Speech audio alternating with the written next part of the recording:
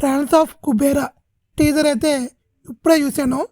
Teaser చూశాక నాకైతే mind blowing, ఎక్సలెంట్గా ఉంది. డిఎస్పి ఒక రేంజ్లో కొట్టాడు బీజిఎంని, ఆ ట్రాక్లోకి అయితే తీసుకెళ్ళిపోయింది. దేవిశ్రీ ప్రసాద్ మరొకసారి తన మ్యూజిక్ పవర్ ఏంటనేది చూపించాడు. టీజర్ మాత్రం మామూలు లేదు. ఒక డైలాగ్ లేకుండా ఒక సాంగ్తో టీజర్ని చాలా బాగా కట్ చేశారు. మన నాగార్జున గారు నెగిటివ్ షేడ్ ఉన్న క్యారెక్టర్ అయితే చేస్తున్నాడు.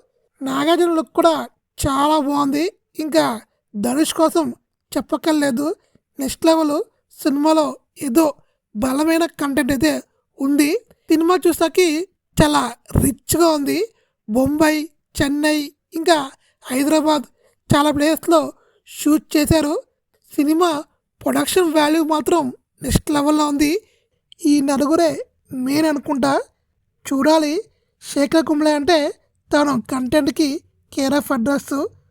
ఇంకా ఓవరాల్ చెప్పుకోవాలంటే ట్రయల్ వచ్చాక ఇంకా సినిమా రిలీజ్ అయ్యాక ఇంకా బాగుంటే బెస్ట్. టీజర్ మాత్రం చాలా బాగుంది.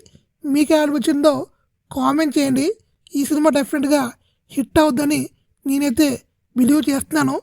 మీరేమనుకుంటున్నారో కామెంట్ చేయండి.